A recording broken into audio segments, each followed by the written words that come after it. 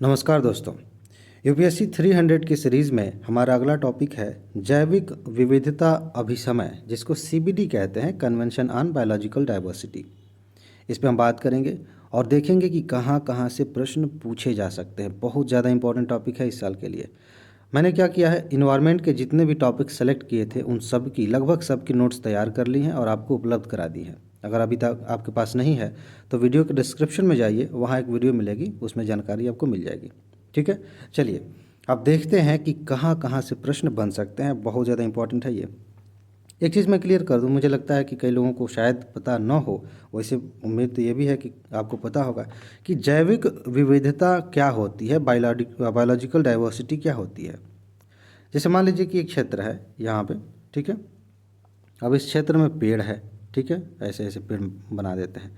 इसमें घासें भी हैं, कीड़े मकोड़े भी हैं और अन्य जीव जंतु भी हैं।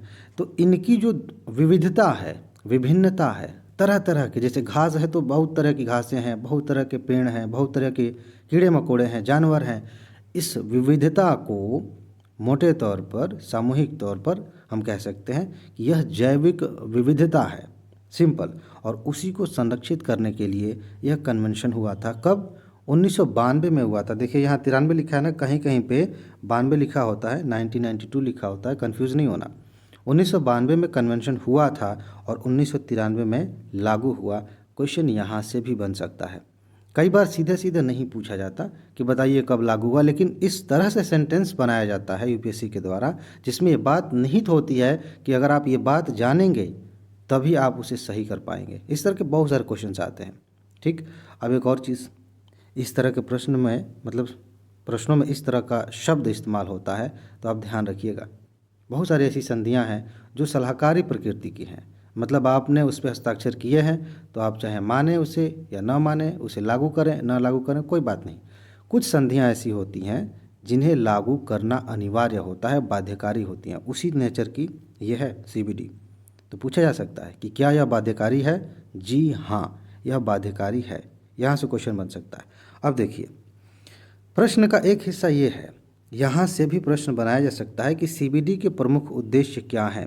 आपने अगर थोड़ा बहुत भी पढ़ा है तो कॉमन सेंस लगा के सही कर सकते हैं। सबसे पहली तो यही बात कि जैव विविधता के लिए बना है तो इसका संरक्षण भी करना है, तो उसका संरक्षण, जैव विविधता का संरक्षण करना इनका पहला उद्देश्य है इस संधि का। ठीक, दूसरी बात, जैविक विविधता के घटकों का सतत उपयोग। अब देखिए, जंगल है, जंगल में जड़ी बूटियां हैं, पेड़ हैं, उनका हम इस्तेमाल करते हैं, जीव जंतुओं का भी इस्तेमाल करते हैं, लेकिन यह संधि इसलिए बनाई गई, इसका उद्देश्य यह है कि जो उपयोग आप कर रहे हैं ना, वो सतत होना चाहिए। सतत का मतलब ये है, सतत उपयोग का मतलब ये है कि आप ऐसे इस्तेमाल ना करने लगिए कि सब खत्म हो जाए, विलुप्त हो जाए।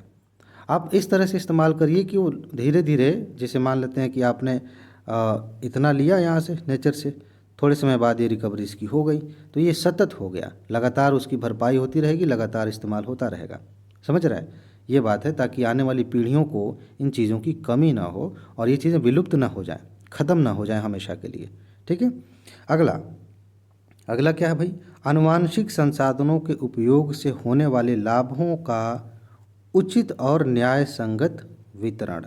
जो आनुवांशिक संसाधन है, ठीक है, कई चीज़ें तो अभी देखिए कि शोध चल रहे हैं, हर फील्ड में शोध हो रहा है, जैव विविधता के क्षेत्र में भी शोध हो रहा है, तो इससे जो भी लाभ होगा, ठीक है, जो भी आनुवांशिक चीज़ें बन रही हैं, उस लाभ का जितने भी देश हैं उनके बीच में सही बंटवारा भी होना चाहिए। ऐसा नहीं है कि हमने कुछ बेहतर पाया है, कुछ अच्छा किया है तो सिर्फ उसका लाभ हम ही लें। समझ रहा है? इससे बायोडाइवर्सिटी भी संरक्षित होती है। मान लीजिए कि हमने कुछ ऐसा संसाधन बना दिया, मान लेते हैं सिंपल एग्जांपल कि हमने कुछ ऐसे ऐसे जड़ी बूटियों को बना दिया है जिससे कई तरह की बीमारियां ख़त्म होती हैं। एक आनुवांशिक संसाधन हो गया, ठीक, शोध किया गया है, तो बाकी देशों को भी इसका लाभ मिलना चाहिए।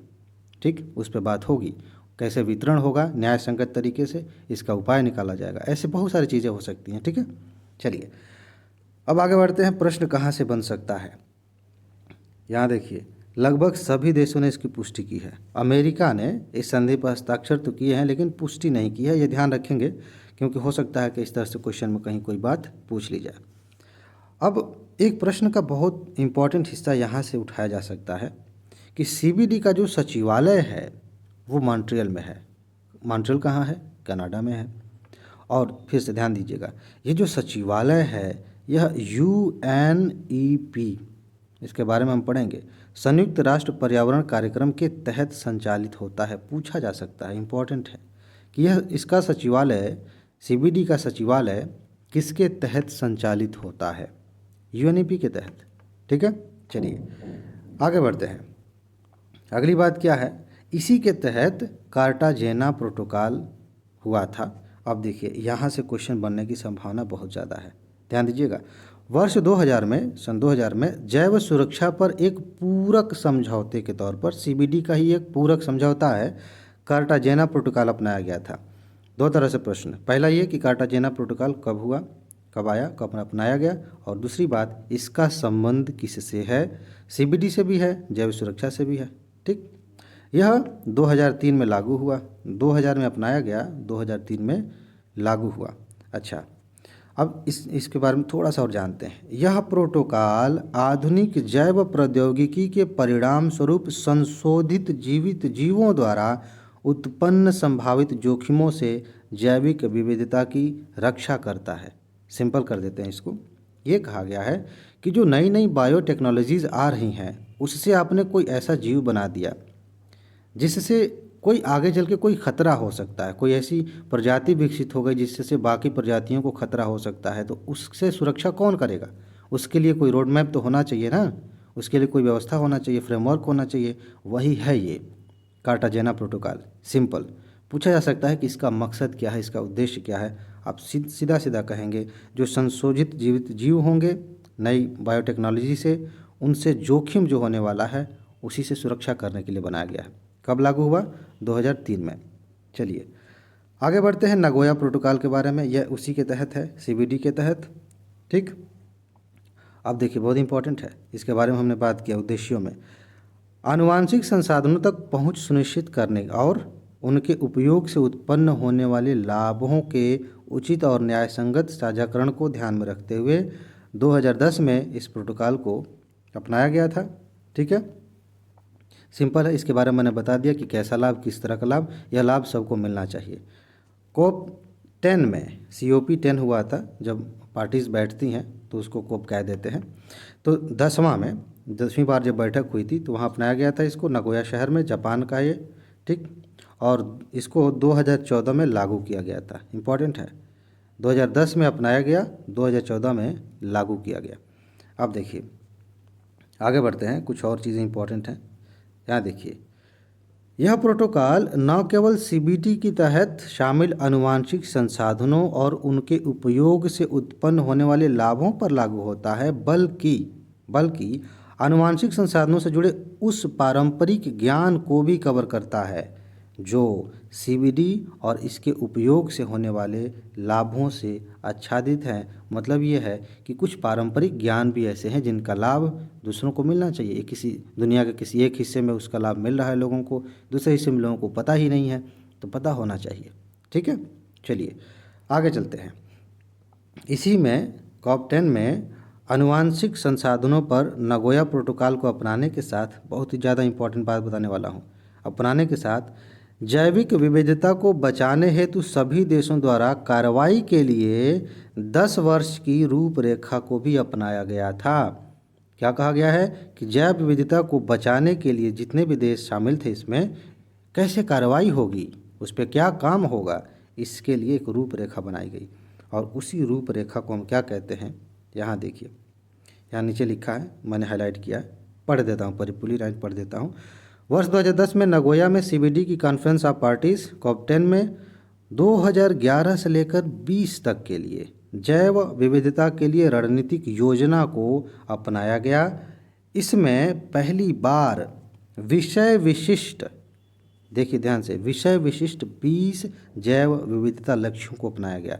मतलब उसमें साफ साफ लिखा गया कि ये 20 टारगेट्स हम ले रहे हैं, आने वाले 10 सालों में इस पर हम काम करेंगे, और इन्हें ही आईची लक्ष्य कहते हैं। आईची लक्ष्य पे क्वेश्चन पूछे गए हैं। ठीक है, आईची लक्ष्य का संबंध किससे है? जैव विविधता से है। कब अपनाया गया? नगोया प्रोटोकॉल के दौरान। ठीक है, चलिए आगे बढ़ते हैं। हाँ, ये हो गया। अब थोड़ा सा कुछ और देख लेते हैं। भारत में हाँ, इसी को कल मैं समझा रहा था पिछली वीडियो में। भारत में सीबीडी के प्रावधानों को प्रभावी बनाने के लिए 2000 में सन 2002 में जैविक विविधता अभिसमय अधिनियम लागू किया गया था, या अभिसमय नहीं, अधिनियम बनाया गया था। अच्छा, एक नई चीज़ इसमें आई है हाल ही में, इसको देख लेते हैं। यहाँ से क्वेश्चन पूछा जा सकता है, सीबीडी से संबंधित है। कुनमिंग घोषणा, कुनमिंग घोषणा डिक्लेरेशन आप इसको कहिए। हाल ही में बैठक हुई थी, कहाँ पे? चीन में। ठीक, 100 से ज़्यादा देशों ने इस घोषणा को अपनाया है जैव विविधता पर। 15वीं बैठक थी। पूछा जा सकता है कि कुनमिंग घोषणा का संबंध किससे है? इसका सीधा सा जवाब होगा जैव विविधता के संरक्षण से है। थोड़ी बहुत बातें मेरे ख्याल से आगे लिखी हैं।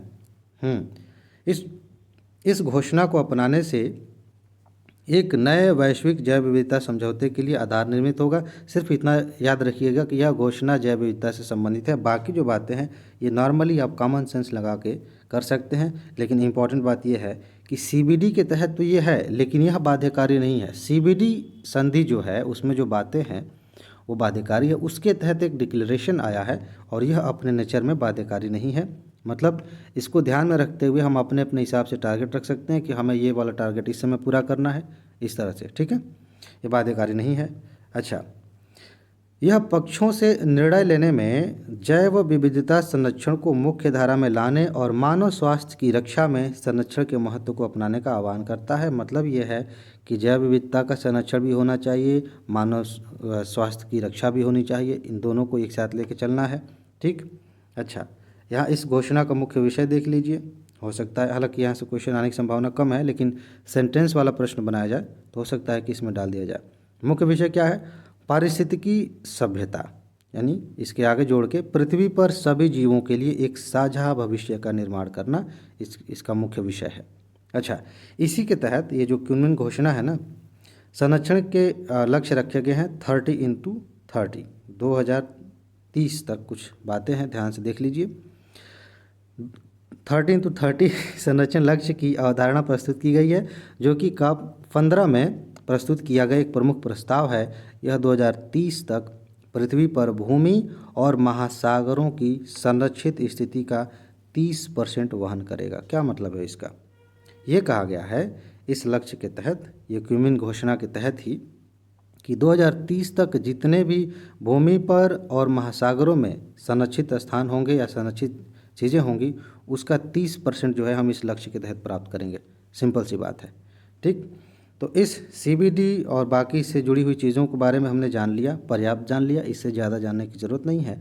प्रीलिम्स में कहीं से भी क्वेश्चन अब पूछा जाएगा ना सीबीडी से रिलेटेड, चाहे नागोया प्रोटोकॉल से, चाहे कार्टागेना प्रोटोकॉल से, चाहे अभी भी जो डिक्लेरेशन आया है, आप आसानी से उसका उत्तर देंगे। ठीक है जी, लेकिन एक बात का ध्यान रखिएगा, खुश रहिए हमेशा, इससे तैयारी बहुत ज़्यादा आसान हो जाती है। खुश रहिए, मस्त रहिए, मुस्कुराते रहिए, अपना ख्याल रखिए। आगे मिलते हैं, नमस्कार।